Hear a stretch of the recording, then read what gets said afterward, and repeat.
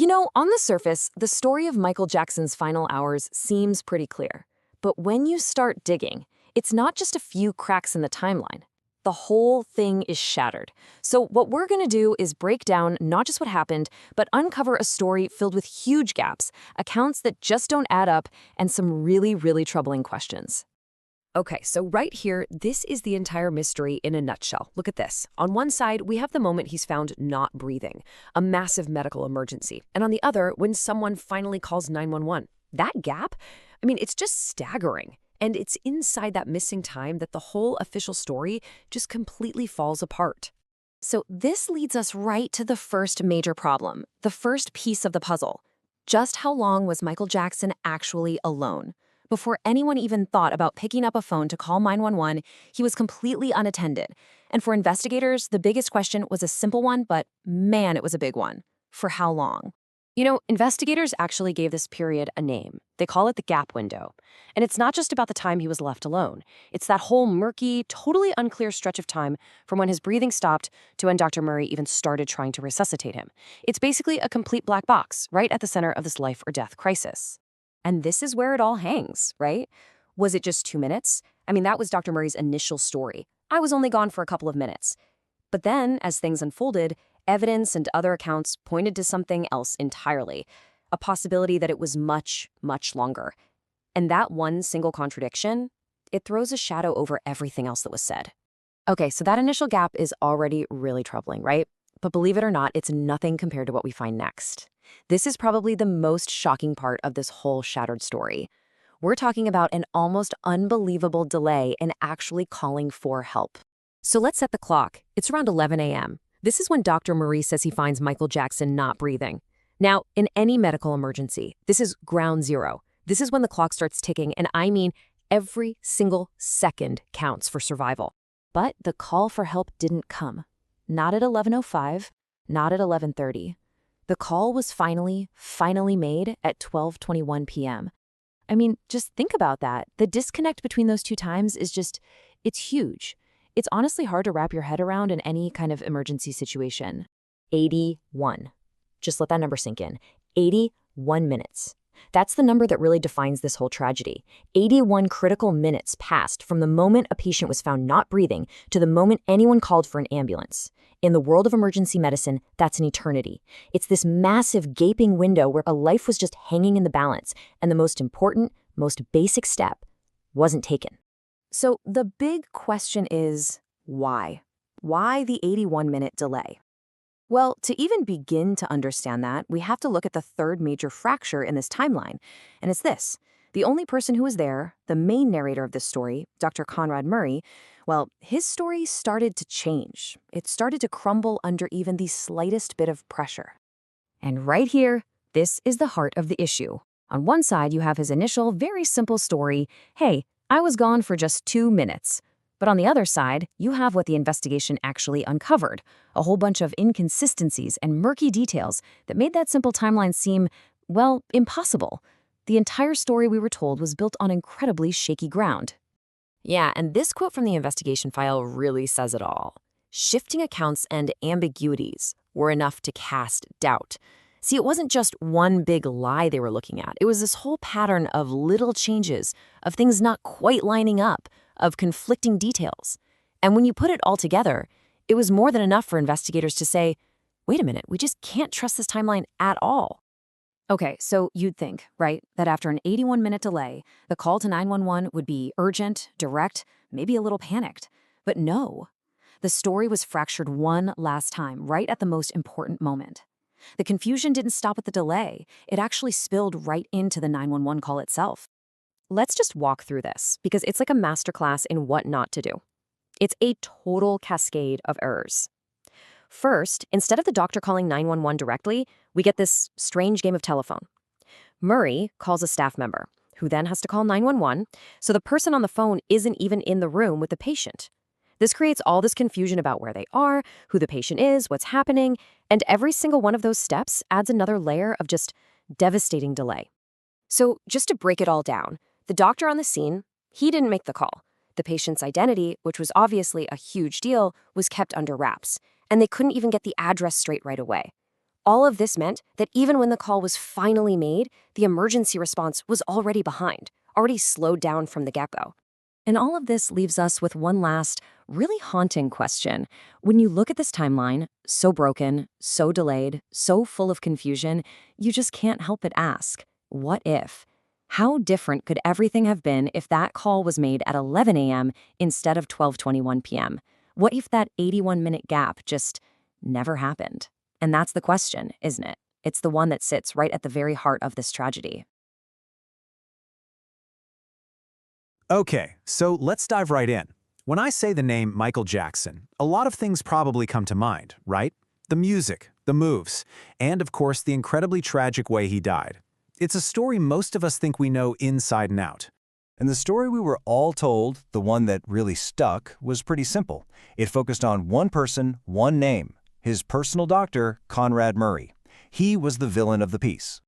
But what if that simple, clean story isn't the whole story? Not even close. What if the real blame doesn't just fall on one person's shoulders, but on an entire environment that was set up to fail?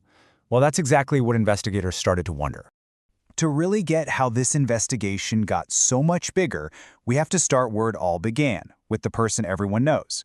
Let's talk about the man who was physically in the room when Michael Jackson died. Right, so Dr. Conrad Murray. He was the doctor hired for Jackson's huge This Is It concert tour. He was the one who gave him the propofol, that powerful anesthetic, and he's the one who was convicted of involuntary manslaughter. For a lot of people, that was it. Case closed. But you know, for the actual detectives and the prosecutors on the case, convicting one man didn't really feel like the end. In fact, it just opened up a whole new set of questions that went way beyond just one doctor. And this is where things get really interesting, because the investigation took a huge turn. The authorities started asking these bigger, much more uncomfortable questions. Like, was Dr. Murray really the only person who knew about the propofol? I mean, who okayed this completely bizarre and frankly dangerous medical setup in a bedroom? And maybe the biggest question of all, who was making money off of Jackson continuing to rehearse no matter what state he was in? And this quote right here from investigative sources, it just nails their new way of thinking. They realized that Murray, while yeah, he was directly responsible, was also just one piece in a much larger machine. He was not the only person connected to the system surrounding Jackson. And that word, system, that's the key to this whole thing. So let's break that down. What did investigators actually mean by the system? What were they looking at when they zoomed out from just one guy? Well, they started digging into this idea called systemic negligence. And it's basically this, the idea that sometimes a terrible event isn't just one person's bad decision, but the result of a whole bunch of failures within a bigger organization, or, a system. So you can almost see the investigation just pivot. They shifted their focus away from only looking at individual fault, the doctor in the room, and started looking at the systemic negligence. They started asking about the very system that put him in that room in the first place. And when they looked at this system, they really zeroed in on two main things. First, the medical setup. Using a hospital-grade anesthetic like propofol to treat insomnia in a house is just unheard of. It's wildly irresponsible. So who knew about it and who let it happen? And second, the money. You gotta follow the money, right? Who were the financial beneficiaries of this massive tour, and what was their role in looking after Jackson's health? So when you start putting all of these pieces together, the investigation started pointing toward a conclusion that was way more complex and, frankly, a lot more disturbing. What it all boils down to is this. The investigators began to see that what happened wasn't just a single act of malpractice. It was shaping up to look like a massive, catastrophic systemic failure. An environment where the pressure, the money, and the total lack of proper oversight made a tragedy like this not just possible, but maybe inevitable. And that leaves us with this really powerful and kind of tough final question. When a tragedy happens because an entire system is broken, does just convicting one person actually fix the problem? Or does it just let the flawed system itself get off the hook, ready to fail all over again? All right, let's get right into it. When you think about the death of Michael Jackson, there's one story that probably pops into your head. But what if I told you that that story, the one we all know, was really just the tip of the iceberg of a much, much bigger investigation? Because, for the people actually on the case, This tragedy wasn't just about one person's mistake. They had a feeling the real truth was hiding somewhere inside the massive, complicated system that gets built around a global superstar. So, the story we're all familiar with, right? It's all about Dr. Conrad Murray and that fatal dose of propofol. He was convicted, and for a lot of people, that was it. Case closed. But for the authorities, oh no, that was just the beginning. See, they had this nagging suspicion that Dr. Murray wasn't just acting on his own. They saw him as being plugged into this whole system around Jackson. And that one thought made them ask a question that would completely pivot the entire investigation. So what was this game-changing question? Well, it wasn't about the drugs or the exact timeline of what happened that night. It was about something much bigger, something about motive and really about pressure. This was it. This was the question investigators kept coming back to. Who benefited from Jackson continuing rehearsals? It's such a powerful question, isn't it? Because it immediately shifts the focus away from just the medical stuff and zooms right in on the huge financial and professional pressures that were in the air. Okay, so why was that question so important? Well, it was basically a strategic tool, a very clever one, actually. It was designed to figure out which version of the story was closer to the truth. So the investigators were basically weighing two completely different possibilities. On one hand, you have the idea that this was just an isolated accident, a horrible mistake made by a single doctor. But on the other hand, was it something more? Was it a case of systemic negligence, where the entire environment was basically a time bomb waiting to go off? And this really shows you what they were trying to do. By asking who benefited, they weren't just looking for other people to blame. No, they were using that question like a key to unlock the door and investigate the entire system itself. And this whole line of questioning pointed them toward one major theory, this idea of systemic negligence. So here's the deal with systemic negligence. It suggests that a tragedy doesn't happen just because one person messes up. It happens because all the safety nets, the checks and balances that are supposed to be there, well, they were either missing or just not working. The failure is basically baked right into the system. So what does a flawed system even look like in a case like this? Well, investigators were on the hunt for things like a really messed up medical setup, where basic professional standards are just thrown out the window. They were looking for an environment that was dangerously unmonitored. And they were looking at all the different people connected to this fragile ecosystem. Each one may be adding another layer of pressure. And when you start to see the whole situation through that lens, the picture completely changes. It stops being about one single mistake and starts looking a lot more like a domino effect of failures. So the big takeaway from how the investigators handled this is that their goal was never as simple as finding one person to pin everything on. It was about something so much deeper. It was about figuring out how a broken system, just packed with intense pressure and competing interests, could create the absolute perfect storm for a tragedy to happen. It's a pretty scary thought that sometimes the biggest problem isn't a person, but the environment we all help create. And that leaves us with a really tough question, one that goes way beyond just this one case. When a system itself is broken, where does the responsibility really lie? Is it with the one person who makes the final, fatal mistake? Or is it shared among everyone who helped build and prop up that broken system in the first place? When you're in a crisis, that 911 call is supposed to be your lifeline. But what happens when that lifeline gets all tangled up? Tangled by panic, by miscommunication, and by the pressure to protect someone's identity. We're about to break down a 911 call that became infamous, and not just because of who was on the other end, but because of all the crucial mistakes that happened, second by painful second. So let's take a look at the anatomy of this crisis. It really all comes down to these three chilling words. This isn't just some minor accident. This is the absolute most urgent message a 911 operator can possibly hear. Right away, the caller makes it clear the situation is as critical as it gets. There is zero time to waste. And yet, as we're about to see, time is exactly what started to disappear. 12:21 p.m. You can think of this as the official starting pistol. This is the exact moment the emergency system kicks into gear. From this second forward, every single word, every choice, every little hesitation is being measured against this clock. And when you're talking about a cardiac arrest, seconds are literally the difference between life and death. And here's where we hit our first huge roadblock. In a situation that desperately needs clear, fast information, maybe the single most important detail, who the patient actually is kept a secret. This just creates this thick fog of confusion at the absolute worst possible moment.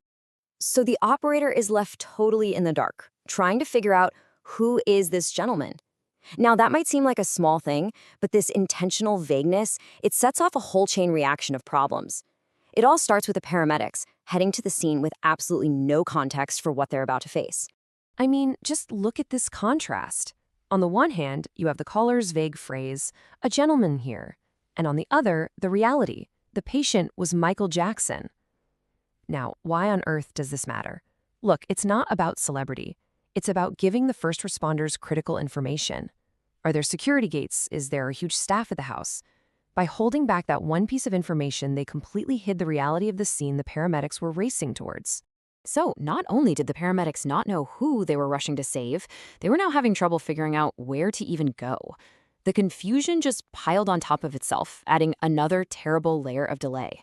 The two most basic pieces of info in any emergency, who and where, were now both a total mess. As you dig into the call, you realize there's this huge amount of confusion about the home's exact address. Just think about that for a second. In an age where we all have GPS in our pockets, the paramedics were struggling with basic directions. This wasn't just a simple mix-up. It was another critical point of failure, burning through time they just did not have. So while the responders are trying to solve the riddles of who and where, the 911 operator has to completely switch jobs. They have to go from being an information gatherer to an emergency instructor, trying to talk someone through life-saving procedures over the phone. This is literally the race against the clock happening in real time.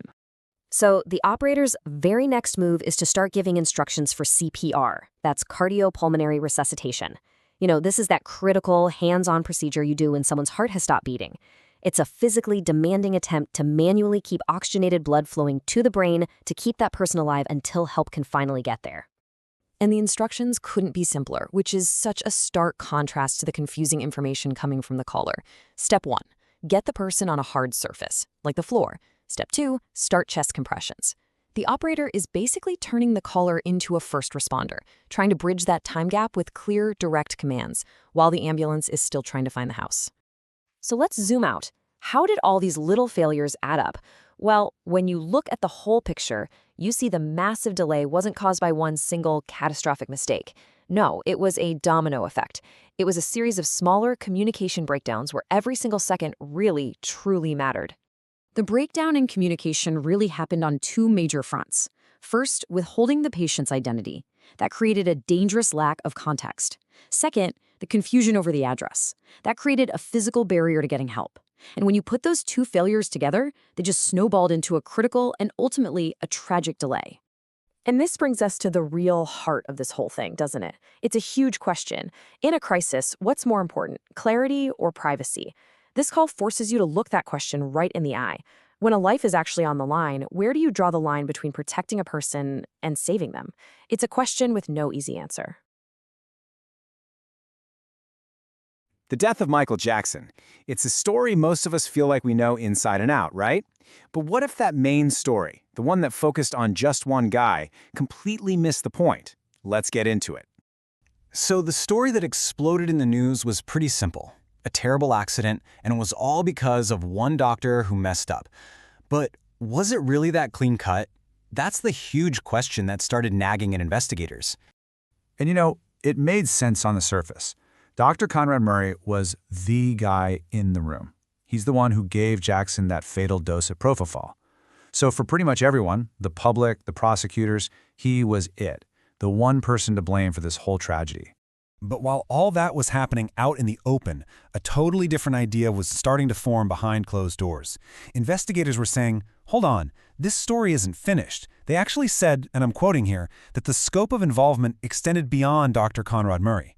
They were absolutely convinced that the chain of who's responsible went way, way further. So what you have here are two completely different stories clashing. On one hand, the easy answer. It was one doctor's fault. Simple. But on the other hand, there's this much messier and, frankly, more disturbing idea that this was a total system failure. Okay, so to really grasp this bigger picture, the investigators had to change their focus. They started looking beyond just the one man in the room and began digging into this idea called systemic negligence.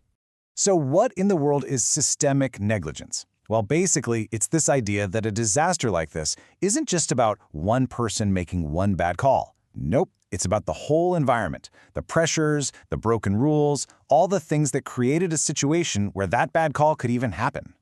And this, right here, is such a great way to think about how they shifted their whole investigation.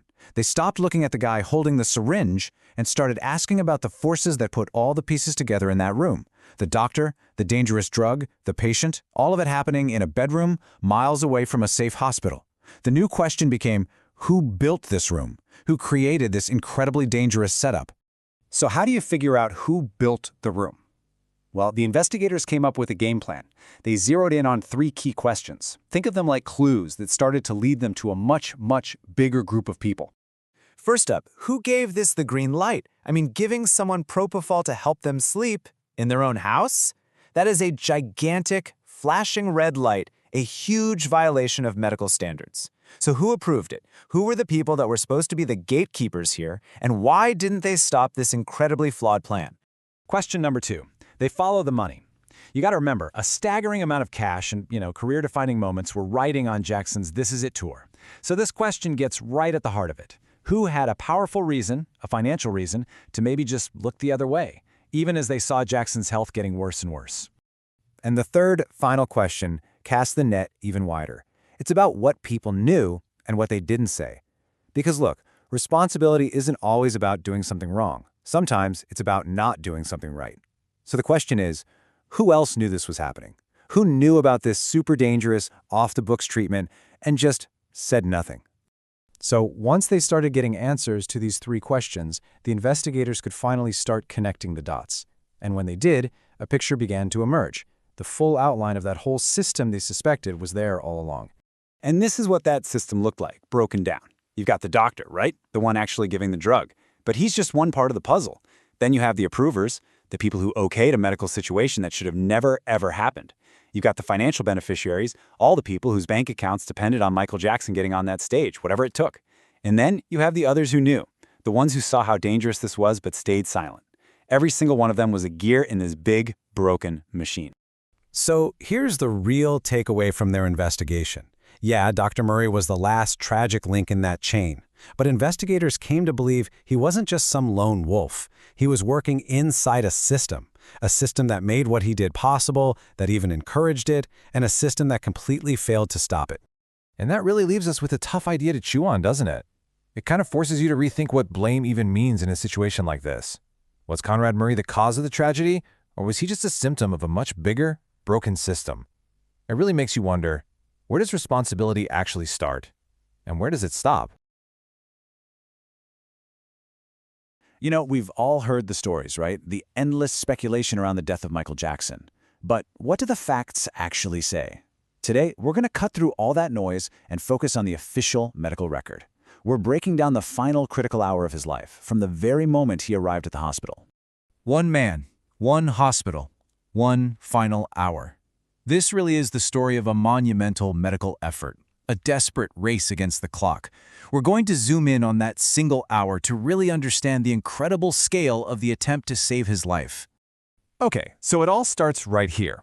The second those ambulance doors flew open, a new clock started ticking on a really high-stakes medical intervention. Take a look at this timeline. At 1:14 p.m., Michael Jackson gets to the hospital, and then at 2:26 p.m., he's pronounced dead. That's a window of just 1 hour and 12 minutes. Everything we're about to talk about happens inside this incredibly short and incredibly intense period. So it's 1:14 p.m., Ronald Reagan UCLA Medical Center.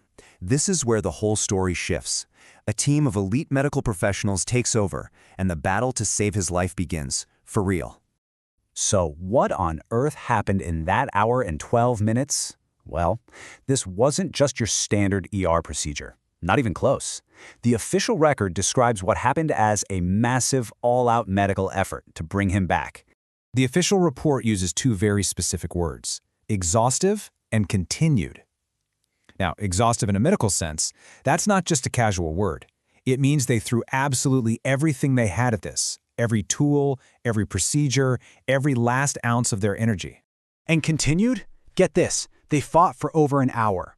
You know, in emergency medicine, where every single second counts, an hour is an eternity. This was not a brief attempt. This was a relentless, sustained battle. So what does an exhaustive effort actually look like? Well, first, a full medical team was deployed. We're talking a swarm of doctors and nurses all working together. Second, they administered advanced cardiac life support. This is way beyond what you see in the movies. It's a super complex protocol with defibrillators, intubation, and really precise drug administration. And finally, a cocktail of powerful medications, all aimed at one single goal: restarting his heart. They brought the full force of modern medicine. They did everything they possibly could. But sometimes, even the most heroic efforts just aren't enough. Think about it. A full team, advanced procedures, powerful drugs, an entire hour of just relentless effort. But in the end, the resuscitation attempts were unsuccessful. At 2:26 p.m., just 1 hour and 12 minutes after it all started, the fight was over. The official time of death was recorded, and that was the end of a life and a legend. And, this wasn't just a doctor deciding to give up. A pronouncement is a formal legal declaration. It's that moment when medicine has to acknowledge its limits. It is a moment of absolute, irreversible finality. So we've seen the timeline, we've seen the procedures, and we know the final, tragic outcome. But it all comes back to that one word, doesn't it? Exhaustive. If you look past the celebrity and all the headlines, this is really a story about the absolute limits of medical science.